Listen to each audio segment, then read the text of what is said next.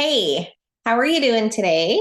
Summer is winding down. School is going to be starting or has already started for a lot of people. So hopefully you are enjoying this period of your life right now. Today's topic is we are going to be talking about food. If you love food like I love food, you might just really enjoy this episode. The title is Food, Glorious Food, 9 Culinary Locales Around the World. These are just different places that I have picked out in the US, the UK, Europe, the Caribbean, and Mexico. Just a few highlight places to talk about around the world and some of their dishes or foods that they enjoy there, or things if you are planning a visit to one of these places where you definitely want to try some great food. A lot of what I'm going to be talking about today are just traditional dishes. Some of them are cooking classes, all of those types of things. So grab your apron and let's dive in to today's episode. Let's start with London. Now, London is super diverse. They have lots of great culinary food options. Of course, when you're in London, you've got to try the classic British dish of fish and chips. And of course, if you're not aware, chips in the British vernacular are French fries. We call them French fries. So it's fried crispy fish and a side of French fries. The traditional way to eat it is to have mushy peas and tartar sauce on the side. Of course, there are lots of variations of that. If you want to try their traditional dish, that's what it is. Another traditional food in the London, England area, they call it a Sunday roast. So it's a roasted meat, which is typically beef or it could be lamb, served with Yorkshire pudding and roasted vegetables and gravy. So they call it a Sunday roast. Another place to visit if you are in London is called the Borough Market. They have artisan cheeses, they have fresh produce, lots of street food, like street vendors, a huge range of international and local types of treats. Also, of course, in England, you have got to experience an afternoon tea with amazing little delicate finger sandwiches, scones with clotted cream and jam, and a variety of other sweets and yummy things. Just a little side note is London has really become a great hotspot for Indian food. So if you love Indian food, make sure you try some when you are in London. Let's come to the US and talk about New Orleans. The New Orleans, of course, is such a melting pot for different types of cuisines, especially Creole and Cajun. It's just this amazing blend of flavors. All right, so I'm going to go through some of the dishes that are famous in New Orleans. Gumbo is, this iconic dish. It's got a rich, flavorful broth, meat like chicken or sausage usually, vegetables. They serve it over rice. So that is gumbo.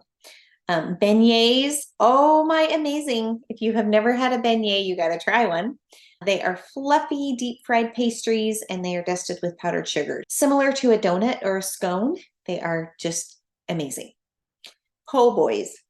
This is a traditional New Orleans sandwich filled with fried seafood, roast beef, or a hot sausage, and it's served on this beautiful French bread roll. And so it's a po' boy sandwich. Jambalaya. This, of course, is where jambalaya originated. It's a spicy rice dish, and they've got a variety of meats and seafood and vegetables seasoned with Creole spices. And jambalaya, there's a lot of different varieties, really yummy. Jambalaya is actually one of my family's favorite dishes that I make. It's really good. And then a jazz brunch. Like, who wouldn't want to enjoy a jazz brunch?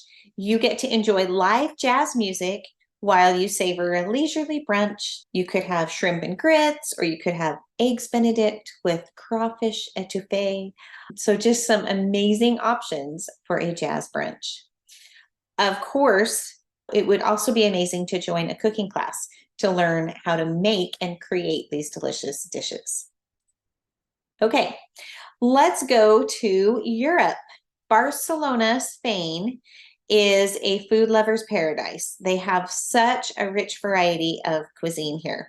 So here also, of course, it would be an amazing, I guess, little excursion to take a cooking class and learn how to create a perfect paella. Paella is a dish that has saffron-infused rice. They also have fresh seafood or other tender meats that go along in here. And wouldn't you love to learn how to make one and then get to sample what you've just been working on? In Barcelona, I would totally recommend tapas. Tapas are little small dishes that are just really flavorful. Some examples are patatas bravas, jamón ibérico, which is a ham, and gambas al ajillo. My Spanish is not fantastic, but it's functional. So those are some ideas of tapas. Another thing which you should not miss in Barcelona is chocolate with churros.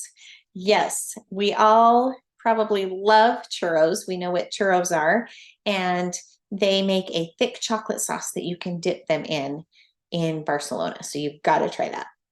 One place to visit in Barcelona to get a lot of amazing foods is called the La Boqueria Market. It's got fresh produce and seafood and all kinds of local delicacies. So, okay, how about a Jamaican little highlight here? In the middle of the Caribbean is the wonderful little island of Jamaica. And the flavors here are as vibrant as the scenery. So this is where jerk chicken comes from. It's kind of spicy and smoky. It's really yummy, jerk chicken. The national dish of Jamaica is called ackee and saltfish. So ackee is a tropical fruit, and saltfish is actually salted codfish. And so you should definitely try ackee and saltfish while you're here. They also have Ital cuisine, which is vegetarian and vegan Jamaican dishes that are just made with really fresh and organic ingredients. So it might be really fun to try something like that.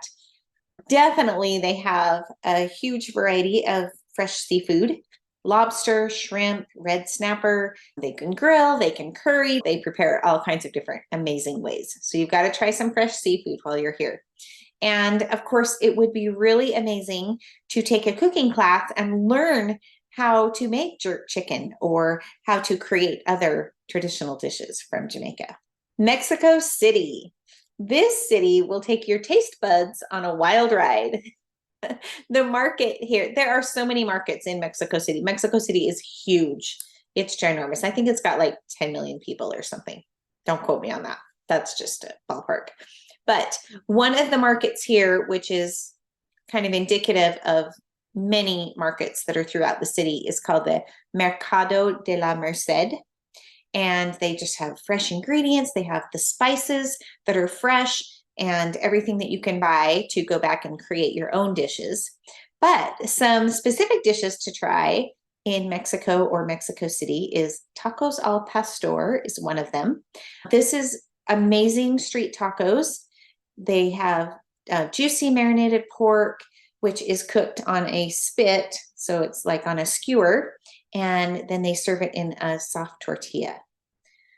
The chiles en nogada are stuffed poblano peppers, and they are topped with this creamy walnut sauce, pomegranate seeds, and parsley. Those are delicious. Mole. Mole, there are different types of mole, but it's just really a sauce that is made with various ingredients. And they'll combine things that you wouldn't think would go together, like chili peppers and chocolate and other types of spices to make mole, which is an amazing sauce. So gotta experience some mole. And then of course, you've got to experience some street food.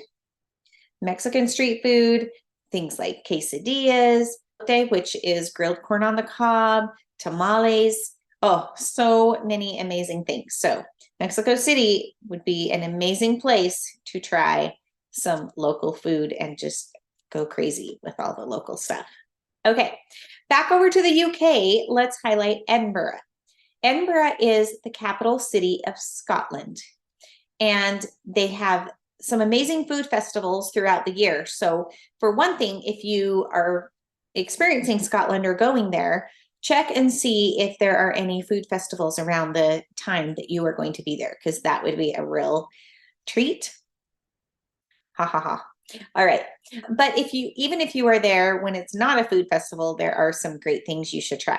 So haggis, if you are brave, you may want to try haggis. It is sheep stomach, sheep intestines, but they combine it with onions, oatmeal, spices, and usually haggis is this traditional dish that is usually served with, they call it neeps and tatties.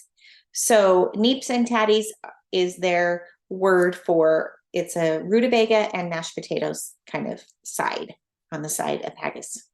Other options in Edinburgh, fish and chips, similar to England. They have fresh Scottish fish and crispy golden brown French fries. Another thing that you must try in Scotland is Scottish shortbread.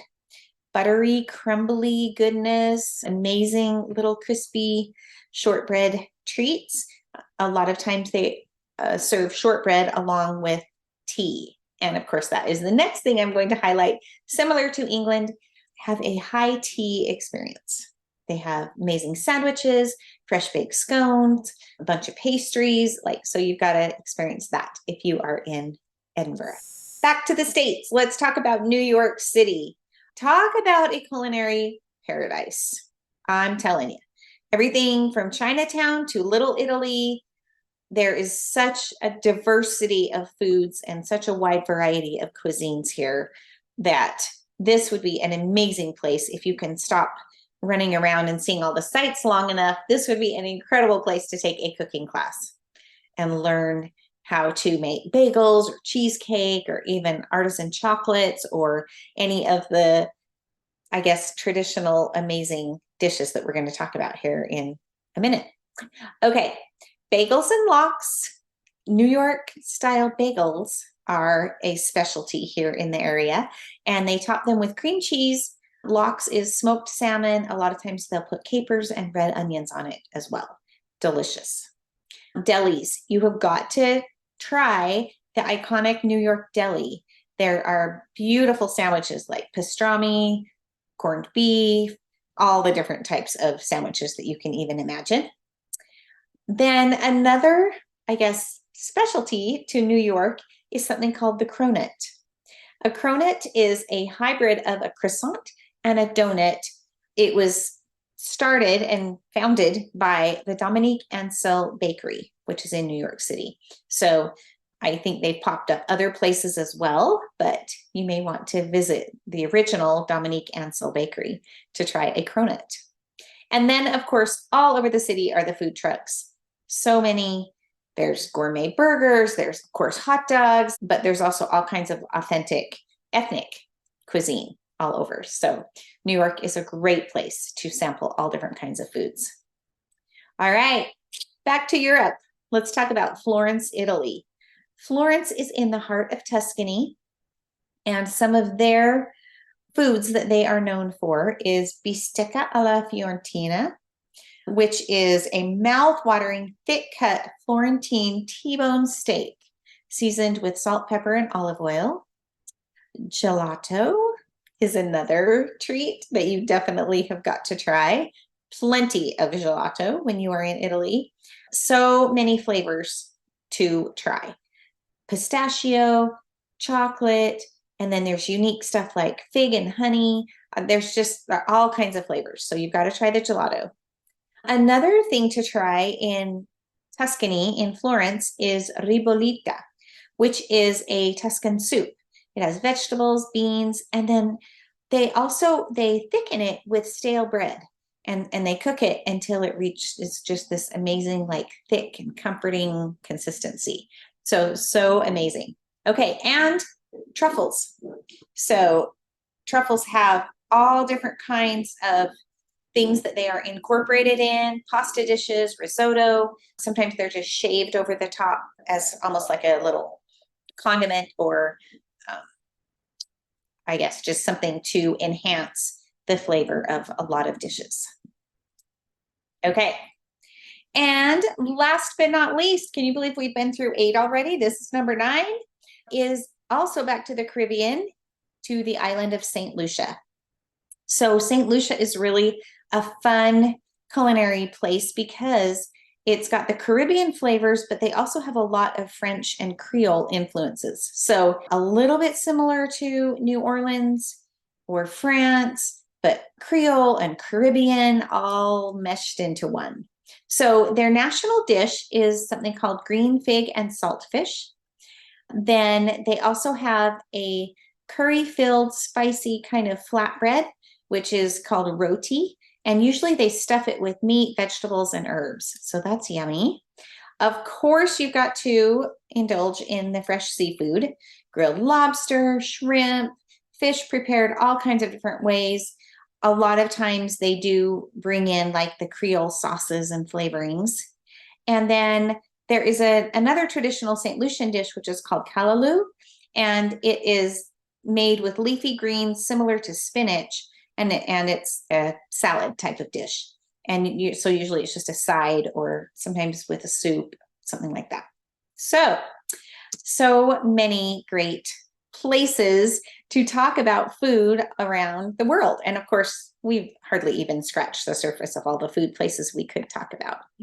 But before I end, I mentioned a couple of weeks ago, I think, in a newsletter that my sister-in-law passed away recently in a tragic accident. She was riding a motorcycle with her husband, my brother-in-law, and they were hit by a car. And so I've been kind of course, processing and dealing with that. And one of the ways that I'm doing that is to just remember all of the amazing memories and influence that she has been on me and just the great, wonderful person that she is. Well, this topic of food really ties in great to Melinda, right? Because she was a great cook and she loved preparing yummy food for her family. And so I've included in the show notes my sister-in-law, Melinda Romney's recipe for apple pie squares. And it's a really yummy dessert. It's made in a cookie sheet, like a 9x13 pan, and it has a crust on the bottom and then filling in the middle, which is apple pie filling. You could make it cherry if you wanted, but you do the filling in the middle and then on the top, an extra little crust on the top. And then once it's all baked, you drizzle it with a yummy cinnamony glaze that you drizzle on top. And it is delicious. So good. Melinda Romney's apple pie squares. So I will include that recipe in the show notes if you are interested in making it. And I love it. Every time I make it, I remember what a yummy recipe it is. And I love to just remember my great sister-in-law and what a fantastic person she is. So I believe that making connections through food is one of the best ways that we can connect. We connect with people that we are sharing the food with, people we are eating with. We also connect with the places where we are and the people who live there and who have created all those great dishes and foods that are just amazing to eat. So hopefully this has been a tantalizing tour of some top culinary destinations. There really are a whole world of flavors just waiting to be explored. So let me know if you are interested in some kind of a culinary adventure. If you would like to include either just food suggestions, I can include restaurants and suggestions in whatever place that I'm helping you get to. I could also help you learn about and experience a food experience, a cooking class or a food tour or something locally in the place where you are. So let me know if you're interested in any of that. I would love to help you out and have a great week. Hug your loved ones, just really cherish them and let them know how much you love them.